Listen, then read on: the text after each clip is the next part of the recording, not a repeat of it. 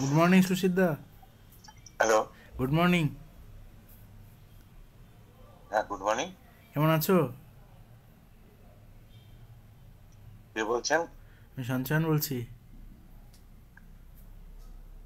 ভালো নেই, কেন, কি হয়েছে তোমার? কাজ করছি। ও, আচ্ছা, তোমার মেয়ে কোন ক্লাসে হলো? কলেজে উঠবে। কি নিয়ে পড়াশোনা করছে? মাথায় ব্যামো। আচ্ছা, মাথার ব্যায়াম নিয়ে পড়াশোনা করছে। আচ্ছা সুশীলদা, তুমি একটা জিনিস বলো, যে তুমি তো একজন এমপ্লয়ি, তুমি তো একটা কর্পোরেটের employee, TCS Tata consultancy service limited employee. এবার তোমাকে যদি লোকেশন ট্রেস করে করে পশ্চিমবঙ্গে মারার চেষ্টা করে, আর তোমাদের পরিবারের 12 জনকে মহিলাদের মেরে দেয়, মানে তারা হুমকি দিয়ে বলতো, তারা আমার মাকে আমার সামনে 1981-এ ঘরে এসে জীবন্ত জ্বালিয়ে দিয়েছিল। ঠিক আছে, আমি তখন ছোটো বাচ্চা ছিলাম, তখন 7 বছরের বাচ্চা ছিলাম। এবার ওরা এসে যখন আমি টিসিএসে জয়েন করলাম, তখন ওরা আমাকে রাস্তাঘাটে লোকেশন ট্রেস করে করে বলতো যে ওরা আমার মা গৌরী ঘোষকে মেরে পোস্টমর্টম করিয়েছে, ওরা আমার বোনকে মেরে পোস্টমর্টম করাবে। ঠিক আছে, সেটা আমি চিন্ময় সিংহ রায়, তারপরে তমাল মৈত্র, শ্রাবণ শর্মা, এদেরকে সকলকে বলতাম যে তোমরা একটু হেল্প করো, এরকমভাবে আমাকে লোকেশন ট্রেস করে করে অ্যাক্সিডেন্ট করছে, আমাকে মারধর করছে। সামন্তক মুখার্জি ওটাতে আনন্দে খুশিতে নাচতে শুরু করে দিত তখন, বলতে you are thrashed by the auto driver, you are এই, না আমাকে ট্রেন থেকে ধাক্কা মেরে মারার চেষ্টা করছে। টাটা ন্যানোর প্রজেক্টকে যখন মেরেছিল অফিসারদের, মানে যারা ইঞ্জিনিয়ার, তখন রতন টাটা প্রজেক্টটাকেই সরিয়ে দিয়েছিল। বলছে আমার, আমি এখন পুনেতে আছি, মহারাষ্ট্রে। তুমি শোনো, রতন টাটা যখন টাটা ন্যানো প্রজেক্টের উপর তৃণমূলের লোকজন মারধর শুরু করলো, তখন রতন টাটা প্রজেক্টটাই বন্ধ করে দিল। অফিস ইঞ্জিনিয়ারদের মারধর করেছিল তৃণমূল সরকারের লোকজন, আন্দোলনের লোকজন। তো এবার আমাকে যখন লোকেশন ট্রেস করে মারধর করলো, তখন আমার অফিস কলিগরা আনন্দিত হতে শুরু করলো। এবার শহীদ দত্ত, যে সিঙ্গুরের শহীদ দত্ত, যিনি টাটা ন্যানো প্রজেক্টের জন্য জমির ব্যবস্থা করে দিয়েছিলেন, তিনি আমার মেসো হয়। এবার আমার পরিবারের এক একজন করে প্রতিদিন আমাকে অটো অ্যাক্সিডেন্ট করে মারা, ট্রেন থেকে ধাক্কা দিয়ে ফেলা, বাসে অ্যাক্সিডেন্ট করানো, ইচ্ছা করে লোকেশন ট্রেস করে করে অ্যাক্সিডেন্ট করাচ্ছিল। আমাকে অ্যাক্সিডেন্ট করালে তো আমি অফিসের কাছে ট্রান্সফার চাইবো, যে আমাকে মারার চেষ্টা করছে, হত্যা করার চেষ্টা করছে, পশ্চিমবঙ্গে আগেও হয়েছে এটা। তো সেটা আমি ট্রান্সফার চাইলে সেটা আমাকে ট্রান্সফার না দিয়ে উল্টে আমার উপর আমাকে, আমি যখন অঙ্কিত ব্যানার্জি আর অরুণিমা মুখার্জি, আমি আমার বসকে জানালাম, সুনীল গাডগে বলে পুনের বসকে জানালাম যে আমাকে এইভাবে মারার চেষ্টা করছে, আমার জিনিসপত্র গায়েব করে দিচ্ছে, আমাকে কোনো রকমই আইনি কোনো ক্রাইমের এগেনস্টে আমাকে আইনত সহযোগিতা দেওয়া হচ্ছে না। মানে আমাকে যদি কেউ মারার চেষ্টা করে, আমি কার কাছে যাবো? পুলিশের কাছে যাবো। ঠিক আছে, পুলিশ বলছে আপনাকে কেউ কিচ্ছু করছে না, মাথার ডাক্তার দেখান। আমার বোনকে, পিউ ঘোষ আমার দাদার মেয়ে, আইআইটি গান্ধীনগর থেকে ইঞ্জিনিয়ারিংয়ে পিএইচডি করেছিলেন। পিউ ঘোষ টিসিএসে চাকরি পেয়েছিলেন। আমি বললাম যে তুই তাহলে করবি কেন? আমাকে মারার চেষ্টা করছে, আমাকে অফিস কোনো সহযোগিতা করছে না, তুই কেন চাকরি করবি? তাহলে তোকেও যদি কেউ মারার চেষ্টা করে, তোকেও সহযোগিতা করবে না।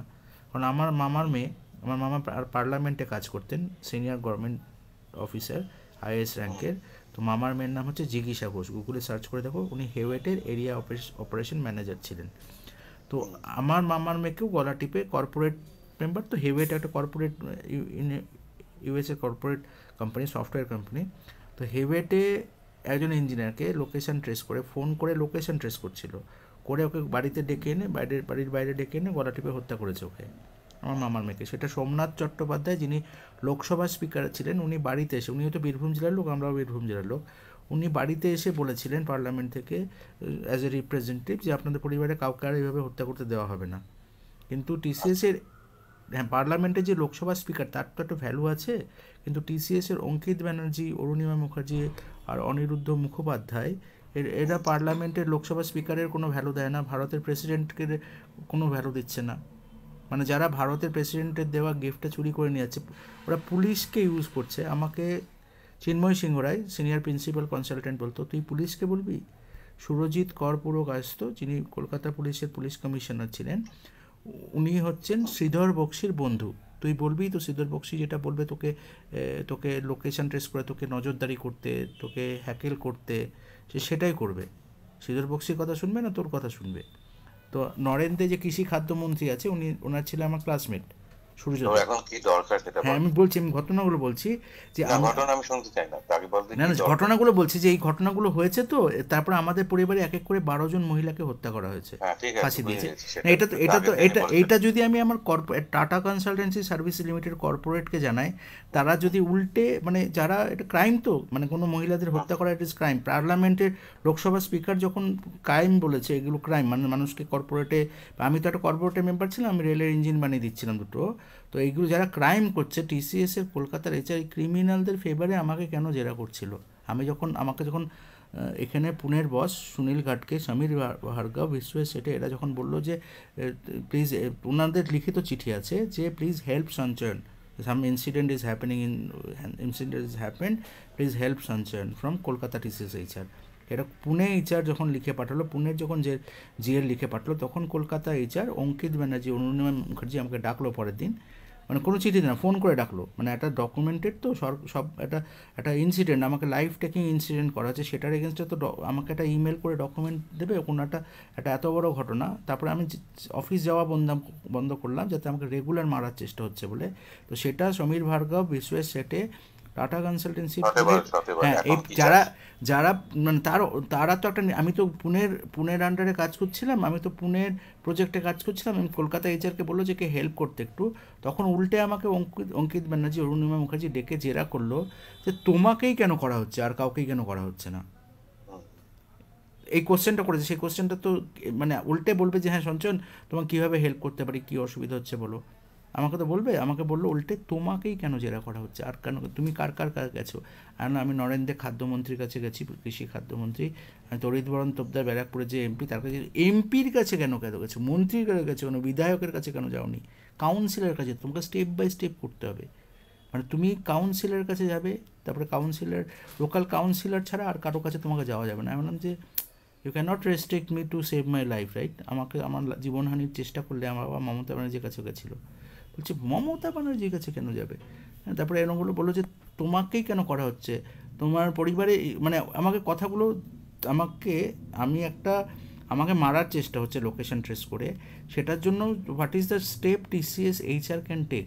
TCS HR can take transfer me from Kolkata to different location like Pune, Bangalore, তারপরে চেন্নাই, বোম্বাই, দিল্লি, যেখানে আমাকে অ্যাটলিস্ট গভর্নমেন্ট এই ক্রিমিনালদের এগেনস্টে স্টেপ দেবে। কারণ West Bengal government, either CPIM government and Trinamool government has not given protection to Tata Nano engineers. কারণ যদি বুদ্ধদেব ভট্টাচার্য দেয়নি, দুই জন্যই তৃণমূলের লোকেরা এসে মারধর করতে পেরেছিল। বুদ্ধদেব ভট্টাচার্য প্রোটেকশন দিলে তো কোনো ইঞ্জিনিয়ারদের মারধর করতে পারতো না টাটা ন্যানো প্রজেক্টে। তো সেটা এবার আমাকে আধা ঘন্টা ধরে জেরা করে উল্টোপাল্টা বলা হলো। আমি যত বললাম যে আমাকে এভাবে মারা হচ্ছে, আমাকে হত্যা করার চেষ্টা হচ্ছে, আমার ইন্টারনেটে সব ইনফরমেশান ডিলিট করে দেওয়া হচ্ছে। আমি করোনা ভাইরাসের এফআইআর করেছিলাম, তার কপিগুলো ছিল আমার ইমেলে, তারপর আমার ড্রাইভ HQতে। এবার উল্টো করে তারপরে রাজীব গান্ধীকে প্রাণ বাঁচাবার জন্য আমি এফআইআর করেছিলাম 1991-এ। রাহুল গান্ধীজিকে বাঁচাবার জন্য, রাহুল গান্ধীর উপর আক্রমণ বাঁচিয়ে দিয়েছিলাম টেলিপোর্ট অ্যাপ্লিকেশন করে, কান্দিভ্যালি থেকে আনন্দ মেহতার অফিস পর্যন্ত। সেটা আমি বোম্বাই পুলিশ কমিশনারকে দিয়েছি। তো এই তথ্যগুলো আমার ইমেলে থাকতো, সেইগুলো আমাকে হ্যাকিং করে টিসিএসের কিছু লোক বলছে আমাকে যদি অফিসে বলে তাহলে আমি তোমার হ্যাকিং করে সব কিছু ডিলিট করে দেবো। ঠিক আছে, সেগুলো তারা বলেছে কি বলেনি সেটা তাদের ব্রেন ইনফরমেশান ডাউনলোড করে করা যায়। তো আমাকে ট্রান্সফার না দিয়ে আমাকে ওখানে তোরপে আমাকে অঙ্কিত সামন্ত যে আছে তোমার অভিরূপ হালদার, চিন্ময় সিংহ রায়, অভিরূপ হালদারকে দিয়ে বলানো হলো তোমাকে এমনভাবে মানসিক আর শারীরিক অত্যাচার করা হবে যে রক্ত ছলকে উঠবে, এইভাবে বলেছে, হাতের বডি করেছে, রক্ত ছলকে উঠবে, কিন্তু মুখে কোনো কথা বলা যাবে না। যতদিন মুখ বন্ধ করে অত্যাচার সহ্য করে কাজ করতে পারবে ততদিন করো, দাঁতে দাঁত চেপে। নাহলে আমি বললাম তার জন্য আমি চাকরি ছেড়ে দিই না, চাকরি ছেড়ে দিলে তোমার বাঁচতেই পারবে না, তোমাকে এরকম অত্যাচার করাবে, অত্যাচার সহ্য করে। এটা আমার অফিস কলিগ চিন্ময় সিংহ রায় ইয়েকে দিয়ে বলিয়েছে। এবার আমি যখন ডাক্তার হিন্দোল দাশগুপ্তর কাছে দেখাতাম, যিনি আমার হাউস ফিজিশিয়ান, 9830098300500562, উনি আমাকে ছোটো থেকে চেনেন।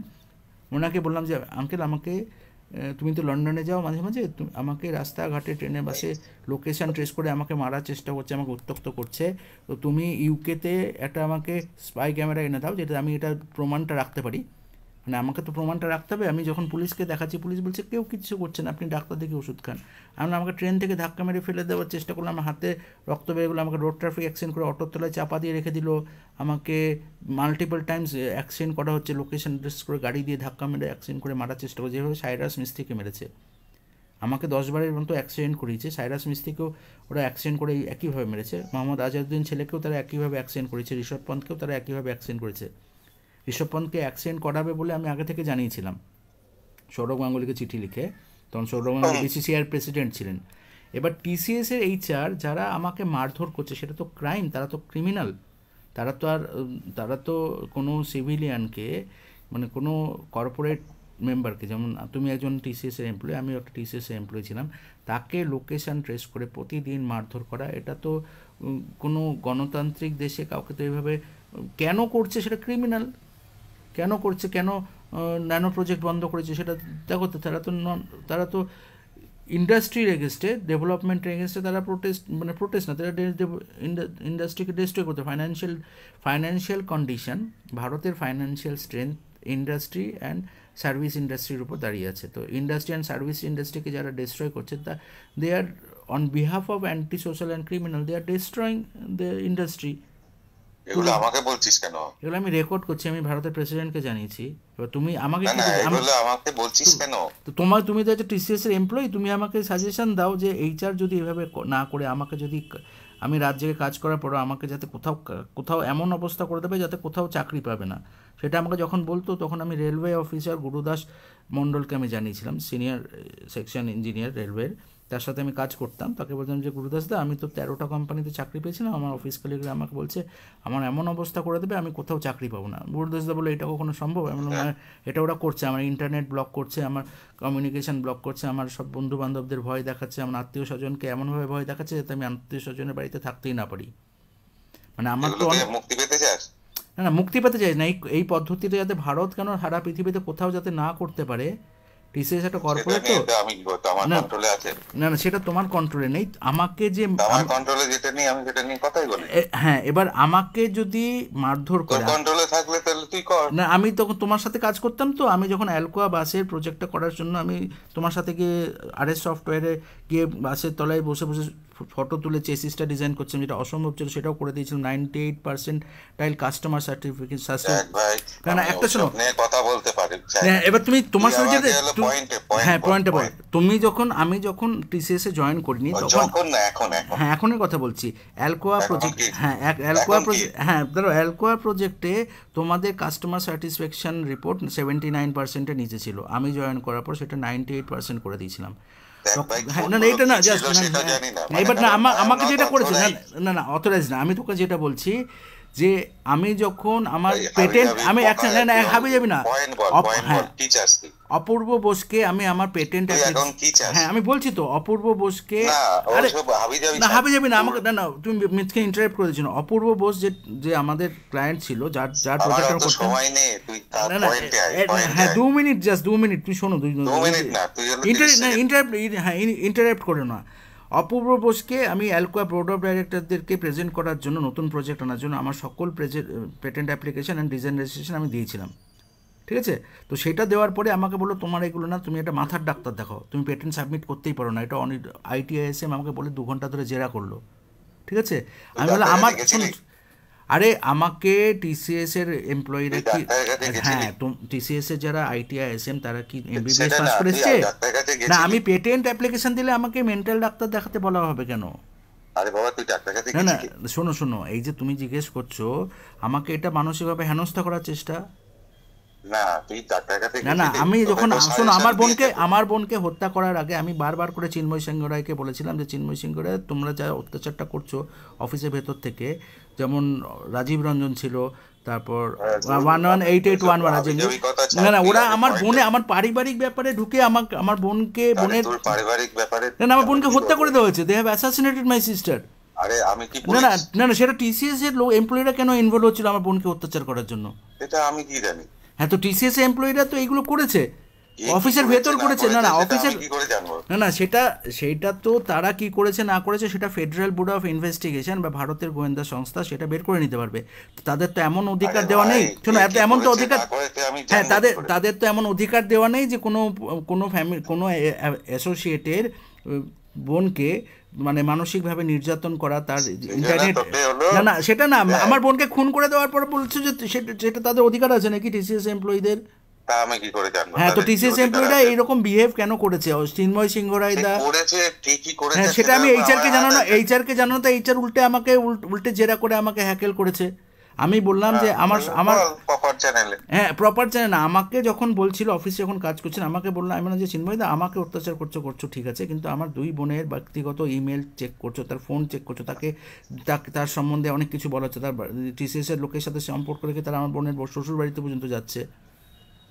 এগুলো কি করে? সেলসের লোকেরা শোনো, না না, বসে আমার বোনকে হত্যা করে দিয়েছে 20 আগস্ট রাজীব গান্ধী জন্মদিন দিন। করেছে, সেটার জন্য তো প্রপার চ্যানেল আছে, সেখানে আগে হ্যাঁ, তুমি জানা। বলো কোথায় প্রপার চ্যানেল, কাকে জানাবো? আমি রতন নাভেল টাটাকে এটা চিঠি আমি দিয়ে কি করে জানিয়েছি। জানবো?